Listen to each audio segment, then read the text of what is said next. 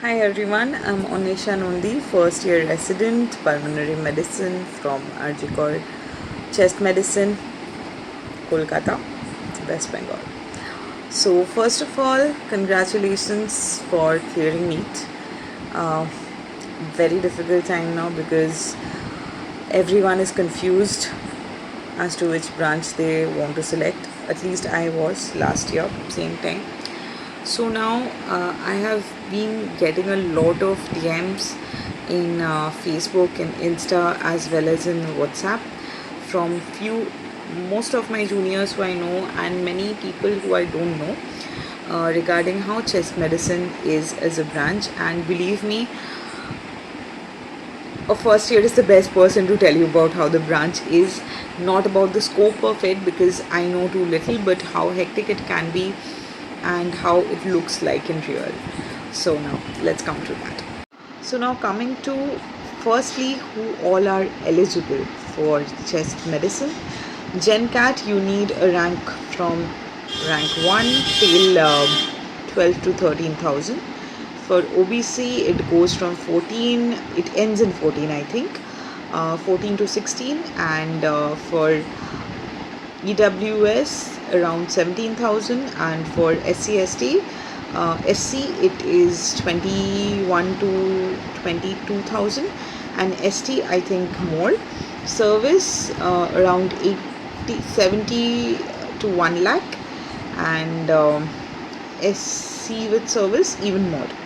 So that is the rank eligibility for MD chest medicine in India. And management, I'm not sure, I have no. Another option is DNB. Okay, DNB in chest medicine, many people are doing it. For that also you need a rank of 7 to 14,000. I think 16,000 also it extends sometimes. For GenCat, all the ranks that I'm saying in the beginning are from GenCat. You add like plus minus for, not minus, plus for OBC and SC/ST and everything after that. So DNB or MD, something which people have asked me. Once again, it depends on where you're doing it from. So if suppose I am getting to do DNB chest medicine from a very good institution where I'll get that kind of guidance, where I'll get that kind of exposure, then why not? And DNB also has another advantage of not having bonds. And the problem with MD is the bond, but then the good part about MD is the exposure. Many people talk about acceptance, but I really don't think that is true. I mean, I still feel that it's all in our minds. To the patient, a good clinician is what matters. So that should not matter to you, but yes, you primarily have to consider the kind of exposure that college is giving you, that place is giving you. So that is very important. So now coming to what is chest medicine. See, it's very okay to not have an idea about this because as undergrad we have had very less exposure about this subject. I mean, in my third year we had around 15 days of elective subjects that we could have chosen, and chest medicine was one of them. So those who were interested had an exposure in chest medicine, and internship only 7 days. So it's pretty okay not to know about chest medicine as a branch. So what is this? It is basically a branch of general medicine. You have cardiology, you have nephrology, you have pulmonology, you have neurology. So chest medicine deals with lungs and tuberculosis. The degree that you have in India is MD Respiratory Medicine and Tuberculosis, so you need to know about TB, even though it is something which we avoided a lot in community medicine, but you need to know about it. So that is what the subject is primarily. Now what does it comprise of? It comprises of critical care, you get to have interventions, you get to have OPDs. So the possibilities are, I won't say it's endless, but there are many possibilities which you can do if you want to take up chest medicine. Now I'll tell you how I zeroed down to that. So my rank was around 10,000, and general category, in that rank I was getting pediatrics in few peripheral colleges which I did not want to take, MD anesthesia, MD radiotherapy, ENT opthal, gynec in private colleges, and psychiatry in good colleges, in government colleges, and what else did I have? Diploma radiology and ENT opthal. Okay, so now how I eliminated things. See, you either select or you eliminate. That is what we have learned from MCQs, right? So I could not select because I like everything about medicine. I mean, I like surgery also, I like gynae also, I like medicine also. So it was very difficult for me. But I had an inherent want for medicine because I did not want surgery. So when you're deciding, you have to understand what you want from your life. Surgery appeared good to me when I wanted it as when I saw it in movies, when I read it as a subject, when I saw it in scans, or when I saw how an OT was being done. That was very fascinating. But when I imagined myself doing that OT for about 7 hours standing, I was not okay with that. So I wanted to do my work sitting, and you can understand by seeing me. So I'm lazy. I want to sit and get my work done. I want to think more. So surgery and surgical parts, surgical subjects, that was eliminated. Now that left me with medicine, and psychiatry is again a very different thing. I'll come to that. So radiodermat I was not getting. First 2000 ranks will go for radiodermat. 2 to 5000 you will have MD medicine and MD DNB medicine ending at around 6. Then comes pediatrics. I did not want to deal with children, so pediatrics was out. Now, among the options which I had, anesthesia was a very strong contender. I did not want to take up anesthesia because when I asked myself whether I want to stand in the OT more and get things done, or look at the monitor more, or look at the patient more sitting in a OPD table, I wanted the latter more.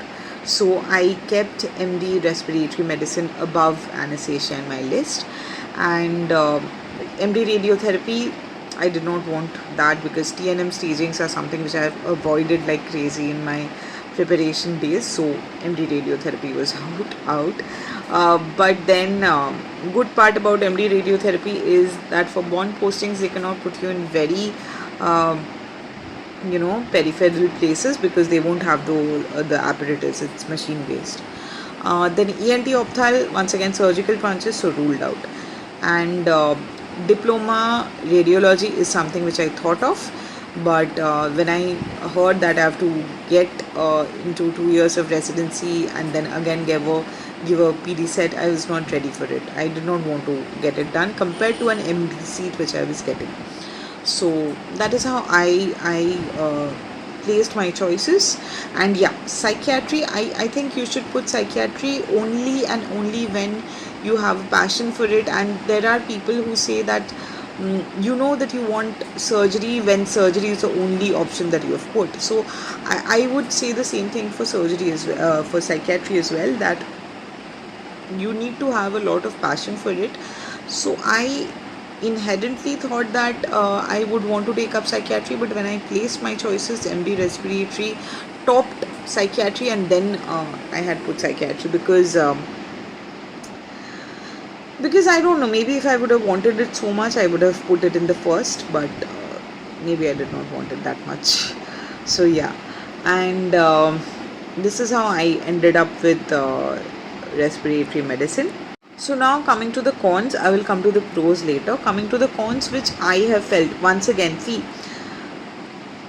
whatever you're hearing it from somebody who is in this field for only 7 months as a first year resident who has hectic duties in a tertiary care hospital in Eastern India, right?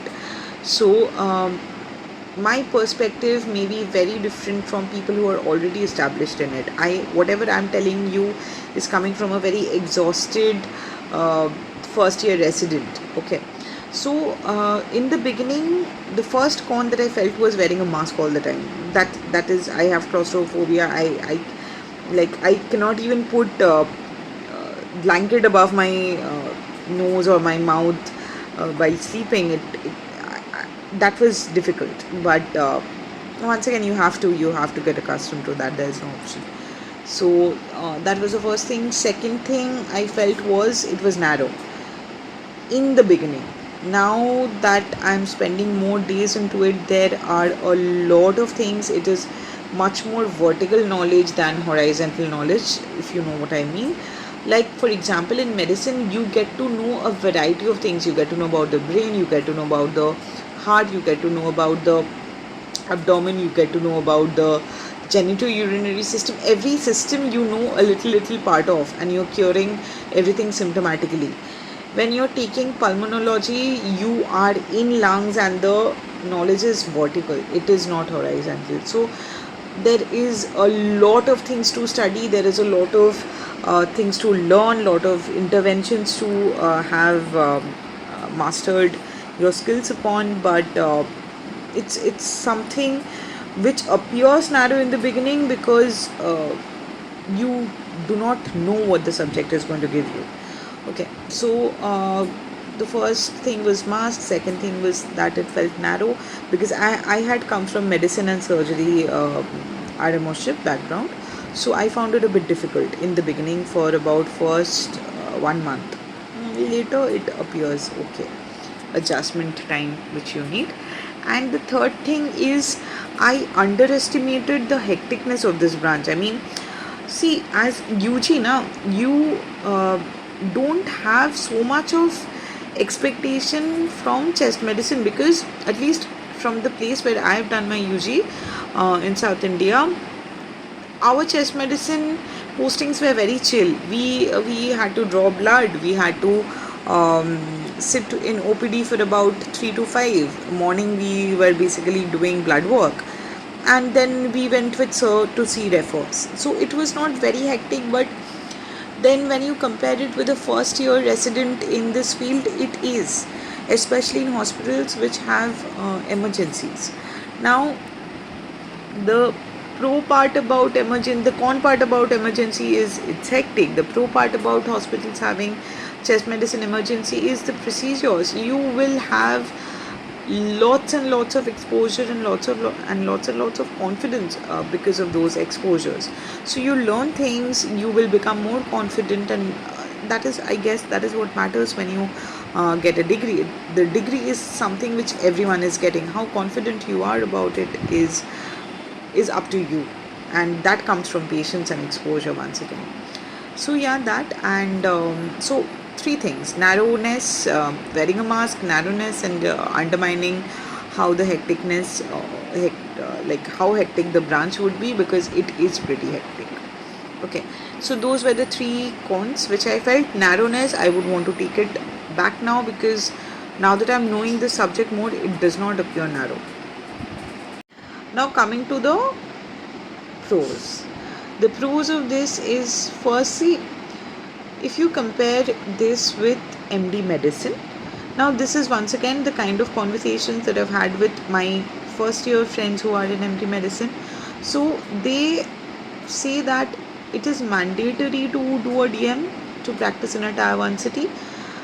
I think the same is also for respiratory medicine, but people do have a thought that DM is not an absolute necessity. Like, this can be considered an end branch. Okay, so yes, if you have a DM, you will be preferred more, you will have more opportunities, you will be given preference. That is 100% true, but it's not that without a DM you will not be anything.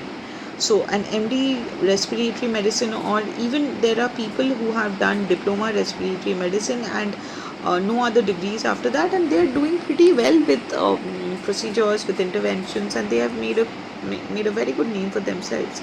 So maybe presumptuous, but I think that this is an end branch and in medicine, and even if you don't do a DM, you'll survive. First pro. Second pro, with a 10,000 rank, I could not have thought of doing cardiology. But if you take respiratory medicine, you can do DM in cardio, you can do DM in critical care, and you can do DM in pulmonary medicine. So now See, there are people who say, "Ki, what's the point of doing 3 years? You'll study the lungs and then you'll take up cardiology." But then you can, if you can, and if you're interested, then why not? It's a hack. You do have a rank which is not good enough for medicine, but it थोड़ा सा पीछे का rank है. But you wanted to be a cardiologist, take respiratory medicine up, and give a good DM in cardio and take it up later. There are seniors who have done it, and so that is a good way. So the option of doing DM cardio, if you want to, critical care, that option is there, and pulmonary medicine, though obviously it's there. Another pro about this is you do have the options. Like, see, for once again, for it is coming as a personal view. It does not come as a generalized view. These are the things which I kept in mind while I was selecting my seat. That, see, I liked the spectrum of anesthesia, because anesthesia was dealing with the whole body instead of just one system, and anesthesia had more procedures as compared to chest. I am somebody who likes procedures, also who likes to think. Okay, so I like the best of both worlds. I like part of surgery. I like the part where medicine comes. I like the part where critical care comes. So in terms of procedure and medicine as a whole, anesthesia was giving me better spectrum. But then once again, I just zeroed down to asking myself, ki, where do I want to see myself working most of the life? Is it in an OT seeing the monitor, or is it sitting on in a chair in an OPD and talking to patients? And I identified with the latter. That's it. There is nothing called a branch which is inferior or superior. It is just what you make out of the branches. So I imagine myself sitting in a chair, getting fat, and talking to patients, and writing medicines down, or doing procedures. So I wanted to be that. That is why I preferred pulmonology more than anesthesia. So that, and another pro is, see, it is not as hectic as medicine and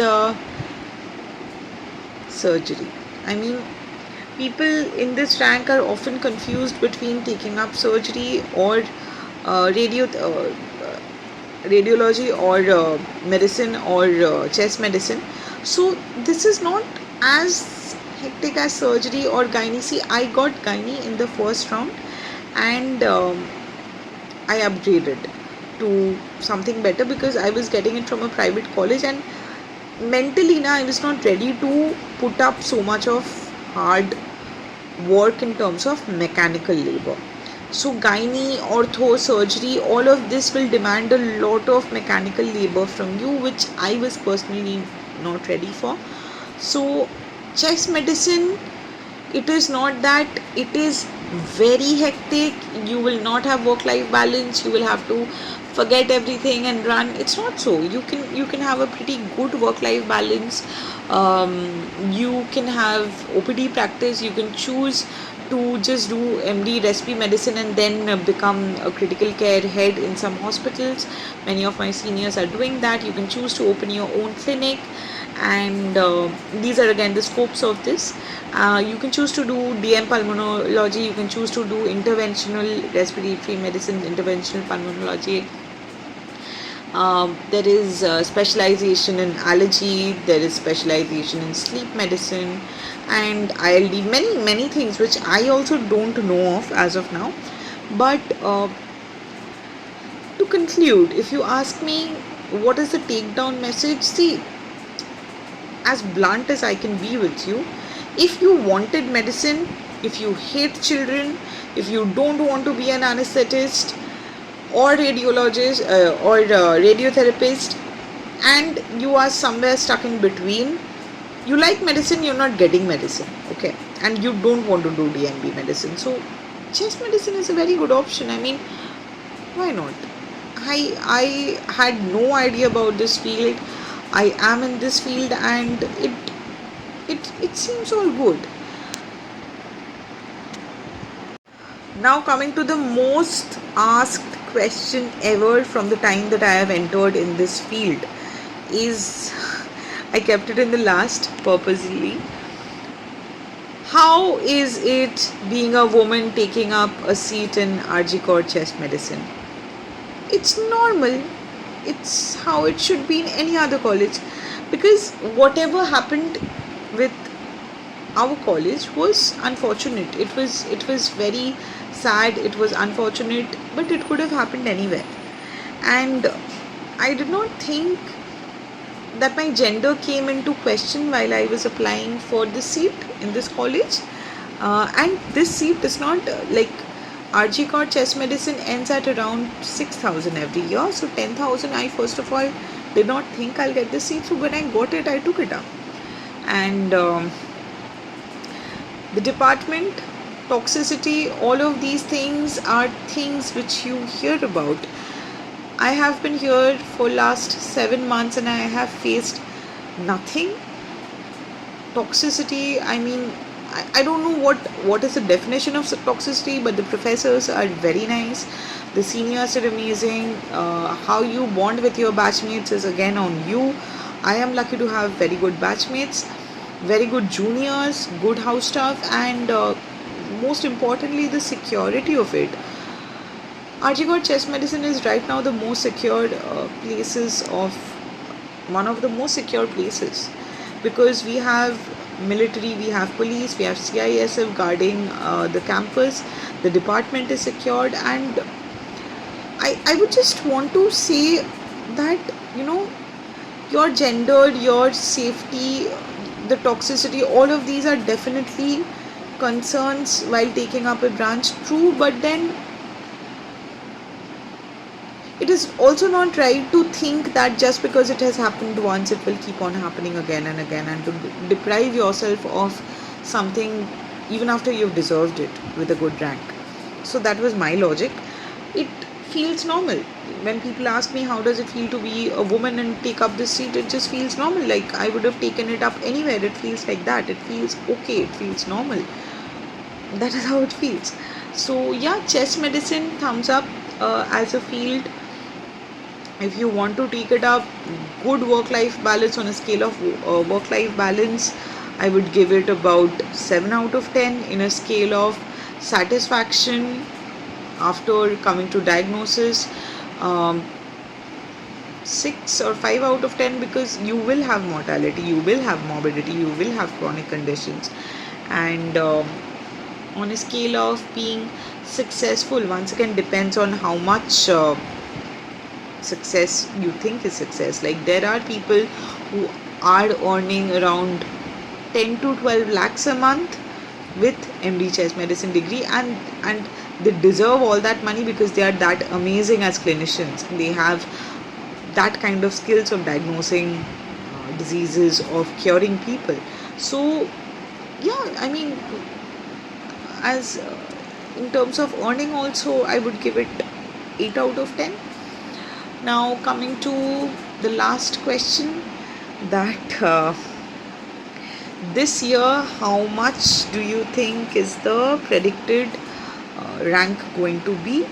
See, this year the cutoff is higher, and probably around 10 to 12 only. I don't think that the rank is going to shift much, but the score for it has changed, so I don't have a clue of that.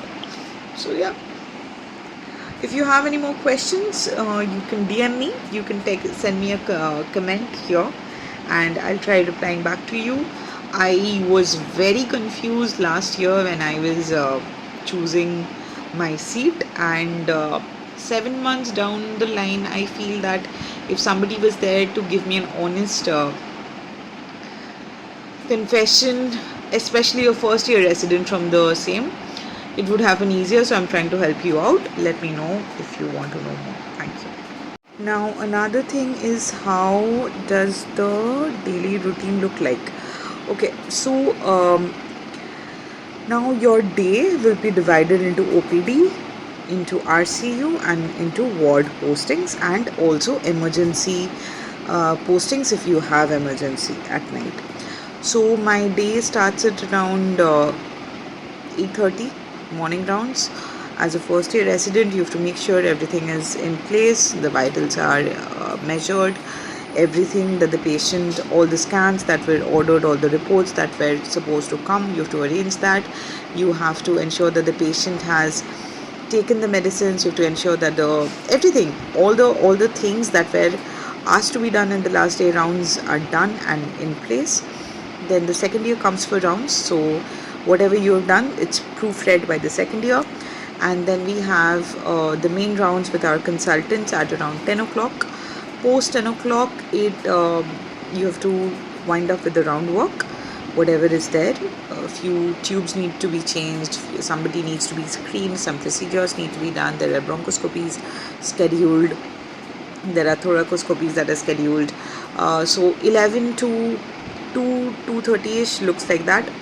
2:30 to 3 o'clock, 4 o'clock, you have to send all the samples. You have to ensure whatever is post-op or post-procedure things, you have to make sure that they have gone to the proper samplings, have been sent, the patient is fine, the patient is doing well. If monitoring is needed, you have to do that. And then from 3 o'clock to around 5:30, we have our procedure room. People come for thoracocentesis, people come for ICD, back change, then FNACs are supposed to be done. Many procedures are there which you have to do at around 3 to 5. Once you're done, you can go home, but if you have a night duty that day, you stay back, you complete your night duty. And there are 2 first years, there's a second year who's with you all the time, there are DMPDTs who are there to help you, and the consultants are all throughout the time, they are on call, they'll come and help you if you want them. So unusual on call lasts for 24 hours. Next day is not a day off, you have to wind up your next day work. Like if that was your admission day, you have to wrap up your post-ad day work by next day 4 o'clock or 5, and then you can go back home. So it looks like a 36 hours on call together. You have to do about 2 on calls a week in first year. From second year, depending upon your strength, it becomes 1 on call a week. And third year, I still don't know the distribution of how it is. Yeah, so that is how a ward day looks like. An OPD day looks like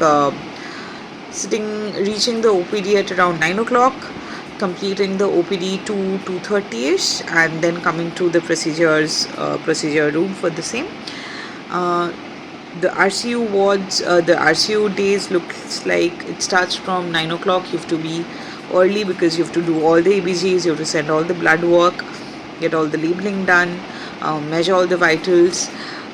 So 8:30 to around 4 o'clock, 5 o'clock is your RCU duty. And then if you're on call, you are managing the patient. If somebody else is on call, you give and hand over and tell the person about the patient. This is how it's divided into RCU ward and OPDs. And other than that, we have procedures. We have bronchoscopy, we have thoracoscopy, we are soon going to have EBAs in our department. So many procedures are there. There is FNAC, there is USG guided FNAC, CT guided FNAC. CT guided FNAC is not something that we are supposed to do, but we learn it because it helps us diagnosing the patients. So many procedures to learn from. Most importantly, learning how to diagnose disease, how to manage them. So that is how unusual day looks like in my life.